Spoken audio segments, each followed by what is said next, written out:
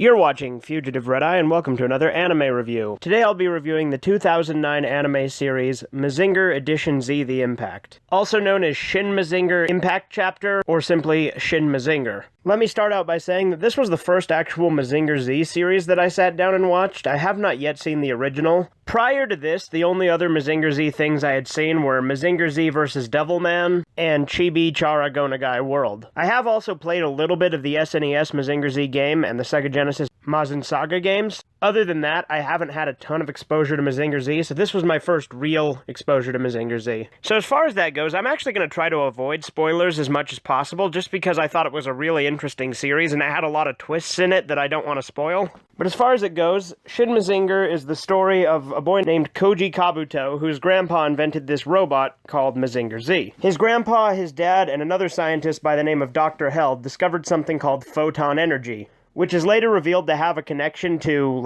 Greek gods, as well as an ancient civilization known as the Mycenae, or the Mycenae. I'm not exactly sure how to pronounce it, but it's something along those lines. Dr. Hell gets corrupted by the power, and basically goes out for world conquest, whereas Professor Kabuto goes on to try and stop him with Mazinger. So the series follows the battle between the forces of Professor Kabuto, specifically Koji, and Mazinger Z, as well as the Mazinger army, versus Dr. Hell and his army of mechanical beasts. As I said, there are many twists and turns in this series, and on top of that, there's a ton of cameos from other Go Nagai series. I probably won't be able to name all of them, but to name a few, there's a statue of Devilman in the hot spring. There's a knife referred to as the Violent Jackknife, and it says that a man with only gorilla strength could lift it, and if you don't know, that's like the opening line of Violent Jack. It's the strength of a gorilla. Other than that, now Jiro can be seen in a couple of scenes, as well as the other members of the Abashiri family. The old lady version of Kikinosuke is actually a very prominent character. And most surprisingly for me, the three main characters from Omori-kun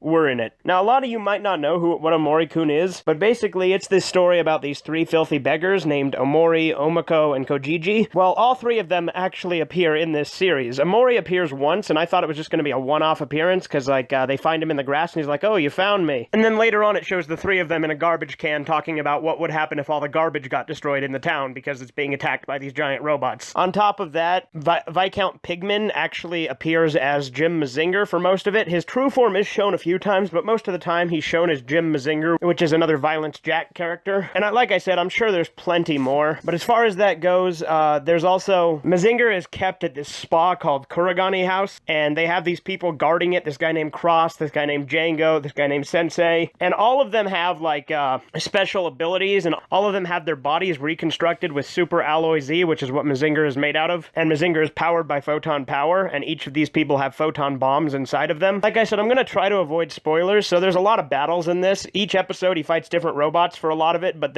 it's not episodic at all. It is very, very serialized. Although, one small complaint I do have is the first episode starts in the middle of things, which really confused the shit out of me since this was my first Mazinger series. Although I was vaguely familiar with the characters from, Chibi Chara Go Nagai World, for instance. As far as the series itself, the story is fantastic, although it does not have a proper ending, because it was supposed to get a sequel that never got made. And as far as the actual story goes, this is a reboot of Mazinger Z. It's basically a remake. For some reason, the production staff don't like the term remake, but that's exactly what it is. It does have a lot of differences from the original, obviously. It implements elements from other parts of the Mazinger story, in addition to elements from the original story, plus several other Go Nagai things in there. They've also got references to, Demon Lord Dante with the appearance of Mazinger when it's shown to be, symbolically as a devil. But yeah, overall, there's a lot of cool twists that happen throughout it, so I didn't expect any of them, so they were all pretty cool. It's got a nice mixture of action, drama, and comedy in it, too. And the animation is fantastic. It's faithful to the original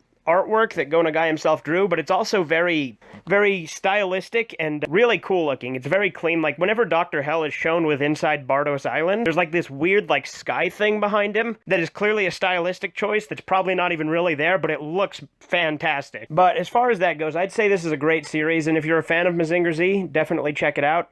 This definitely made me a fan of Mazinger Z, so I plan on checking out the rest. Although, as I said, I did see Mazinger Z vs. Devilman prior, as well as Chibi Chara Go Gonagai world, which Mazinger Z is the focus of the second episode. Anyway, that's really all I have to say about it. If you're a fan of Gonagai and you like mecha stuff, definitely check this one out. I'd say if you're not familiar with Gonagai, some of the stuff is just going to seem weird and random to you, like a lot of the cameos won't make any sense. Like, I doubt the vast majority of people who have seen this actually know who Omori-kun is, but I do, so I was kind of like, oh damn, they put him in this? That was interesting. But overall, great series, great for fans of Gonagai. Anyway, this has been Fugitive Red Eye, and you have a great day.